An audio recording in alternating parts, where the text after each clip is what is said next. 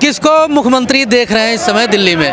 देखिए, ये मोदी जी ना सरप्राइज बहुत देते हैं। हरियाणा के अंदर भी सरप्राइज विजिट दिया, महाराष्ट्र में भी सरप्राइज दिया, एमपी के अंदर भी सरप्राइज दिया, राजस्थान में भी सरप्राइज दिया, और सरप्राइज ऐसा दिया कि जिसको मुख्यमंत्री के रूप में उन्होंने उतारा, उन्होंने अपने अपने राज्य की दशा ही बदल के दिखा दी, इतना विकास कर करके दिखाया। आज हम उज्जैन महाकाल जा करके देखते हैं तो हमारे को लगता है यार एमपी कितना बढ़िया बना दिया। गुजरात जाते हैं तो पता चलता है साबरमती, ये कोई कह सकता है कि गंदी नदी थी भारत के अंदर, उसको कैसे टूरिस्ट प्लेस बना दिया। मतलब पहले सपना होता था शायद फॉरेन कंट्री जाएंगे तो क्रूज देखेंगे, अब साबरमती के अंदर क्रूज चल रहा है, काशी विश्वनाथ के अंदर गंगा जी में क्रूज चला दिया। अब हमारा सपना मोदी जी साकार करेंगे, माँ यमुना के अंदर क्रूज चला करके इसको स्वच्छ बना करके संध्या आरती के दर्शन करवा करके टूरिस्ट प्लेस बना करके।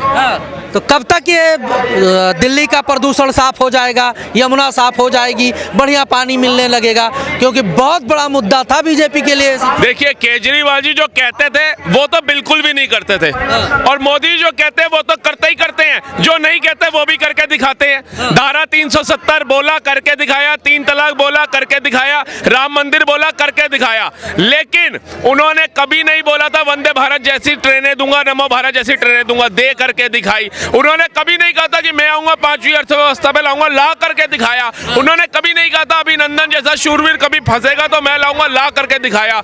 उन्होंने सेना को पत्थर मारने वाले पत्थरबाज कभी नहीं कहा था मैं भगाऊंगा, लेकिन भगा के दिखाया। भारत को आतंकवाद मुक्त बना करके दिखाया। तो मोदी की गारंटी पे सबको भरोसा है, और वो गारंटी ही आज दिल्ली में कामयाब हुई है। आम आदमी पार्टी कहती है कि हमने लोकतांत्रिक प्रक्रिया के तहत राजनीति की है, लेकिन बीजेपी वाले गुंडाई करके राजनीति की है दिल्ली में, इसलिए जीते। कहाँ पे गुंडाई करिए ये बताइए ना।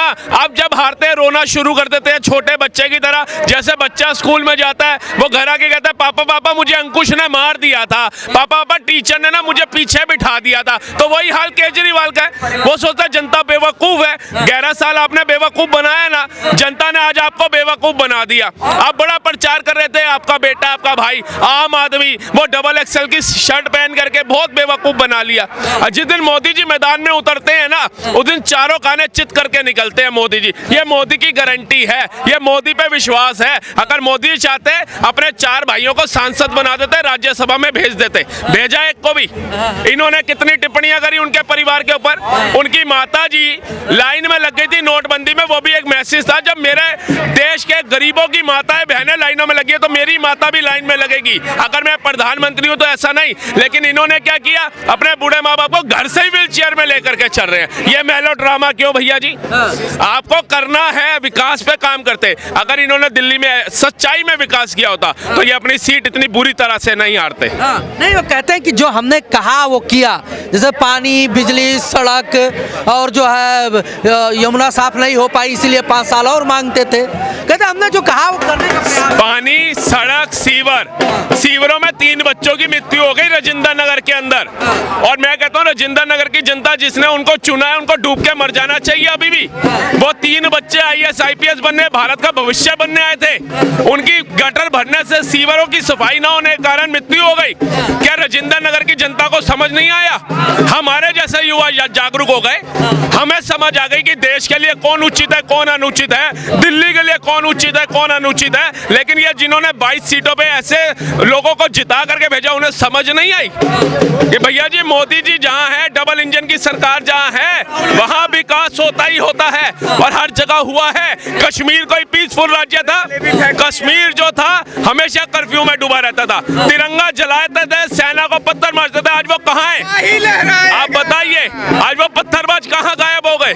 आज का आतंकवाद कहाँ गायब हो गया? जब हमारे घर का मुखिया तंदुरुस्त होगा, दुरुस्त होगा, और नियम लेने वाला होगा, कायदे लेने वाला होगा, दृढ़ निश्चय लेने वाला होगा, तो हमारा परिवार जुड़ेगा, टूटेगा नहीं। वो तो कह रहे थे कि हम उन्होंने कहा कि हम तो राजनीति करने आए ही नहीं थे, कहा दिल्ली के व्यवस्थाओं को सुधार करने आए थे। उन्होंने सही कहा, वो राजनीति करने नहीं आए थे, वो ऐशो आराम की जिंदगी जीने आए थे। पहले जाते थे नेताओं को सल्यूट मारते थे, अब उनको चाहिए था कि भैया जितने IAS IPS है मुझे सैल्यूट मारे। उनको शीश महल का मजा लेना था, उन्होंने लग्जरी गाड़ियों का मजा लेना था, उन्होंने काफिलों का मजा लेना था, उन्होंने खुली रोड का मजा लेना था, प्राइवेट जेट का मजा लेना था, फॉरेन कंट्री घूमने का मजा लेना था, कमाई एकदम आए जो मांगे मुंह में डल जाए वो मजा लेना था। ये मजे लेने के लिए आए थे, तभी तो इनको फर्जीवाल बोल रहे थे लोग, केजरीवाल कोई नहीं बोल रहा था। गरीबों के मसीहा थे, दिल्ली के भाई बेटा थे केजरीवाल जी। कहते बीजेपी वाले तो अमीरों की पार्टी है,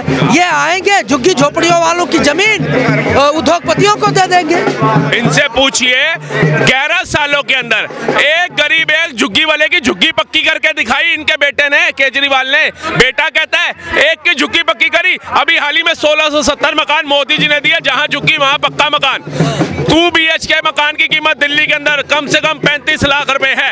हर एक गरीब को 35 लाख रुपए का 2 BHK दिया। ये इनकी जो सोच थी, जो झुग्गी वाला है वो झुग्गी में ही रह के मर जाए, जो झुग्गी वाला गरीब है वो सरकारी अस्पताल में इलाज करा के मर जाए। आयुष्मान योजना मोदी जी लाए ताकि गरीब को भी उसका हक मिले बराबर का, उसे ही पक्का वास मिले। इनकी तो राजनीति कांग्रेस से कम नहीं थी, और ये कांग्रेस से ऊपर जाने की कोशिश कर रहे थे। भैया जिनके खानदान से 4 प्रधानमंत्री हुए, जिनके खून में राजनीति है, तुम उनको बता रहे हो हम तुम्हारे को दिल्ली में 4 सीटें देंगे। जनता ने दोनों को जूता उतार के मार दिया, एक को 0 एक को 22। देखो जितने भी सर्टिफिकेट अरविंद केजरीवाल जी के साथ लेके घूम रहे हैं वो अरविंद केजरीवाल जी ने खुद को ही दिए हैं। दिल्ली की जनता ने उन्हें कोई ईमानदार का सर्टिफिकेट नहीं दिया। वो दिल्ली की जनता के लिए कोई मसीहा कोई काम नहीं कर रहा था, वो सिर्फ अपनी जेबें भरने आया था, फर्जी नकाब अपने मुंह के आगे लगा के चल रहा था। वो कट्टर ईमानदार नहीं, वो कट्टर बेईमान आदमी था। और आज दिल्ली की जनता ये साबित कर चुकी है केजरीवाल को सत्ता से हटाकर। वो तो कह रहे हैं ये तो गुंडाई करके जीत गए हैं। आम आदमी पार्टी कहती है हम तो राजनीति कर रहे थे शिक्षा पे, लोकतांत्रिक प्रक्रिया के तहत हम राजनीति कर रहे थे। कह रहे थे बीजेपी वाले जो है आए दंगा फसाद करके मारपीट करके जो है जीत लिया। देखिए ये पूरा इलेक्शन विशुद्ध रूप से बिजली, पानी, सड़क इन्हीं मुद्दों पे लड़ा गया है। इसके अलावा पूरे दिल्ली में आप इलेक्शन देख लीजिए, इसके अलावा कोई और मुद्दा था नहीं। इस पूरे इलेक्शन में कोई हिंदू मुस्लिम हुआ नहीं, किसी प्रकार की कोई गुंडागर्दी हुई नहीं। अगर कोई गुंडागर्दी की है तो वह आम आदमी पार्टी के लोगों ने की है। सब लोग जानते हैं, पूरी दिल्ली जानती है कि बवाल मचाना, ड्रामे करना ये केजरीवाल जी की नस नस में समाया हुआ है। तो जितना भी बवाल मचा है वो केजरीवाल जी ने किया है। बीजेपी तो बिल्कुल ईमानदारी से लड़ी है जो भी लड़ी है, और बिल्कुल जो बिजली पानी जो बेसिक मुद्दे थे उसी पर ही ये पूरा चुनाव जो है कंडक्ट हुआ है। हो जाएगा, पूरा कर ले जाएंगे। आप बिल्कुल देखिए मोदी जी की गारंटी है, जो मोदी जी कहते हैं उसे पूरा करके रहते हैं, और दिल्ली की जनता ने इस पर विश्वास जताया है और बीजेपी को पूर्ण बहुमत से जताया है। किसको सीएम किसको देखना चाहते हैं? देखिए वैसे तो मोदी जी जो कहेंगे वही होगा, उसे ही माना जाएगा। लेकिन इस समय जो है ऐसे कयास लगाए जा रहे हैं कि परवेश वर्मा जी जो है सीएम का चेहरा हो सकते हैं। किसको देखना चाहते हैं सर सीएम दिल्ली में? ये तो अभी डिसाइड करेंगे कि बीजेपी वाले क्या, उसमें मोदी जी डिसाइड करेंगे। अपना एक चॉइस होता है, मतदाता है, आप लोगों ने चुना है, एक चॉइस तो होगा। जी के लिए बता रहे हैं कि वो आएंगे। परवेश वर्मा जी को होना चाहिए।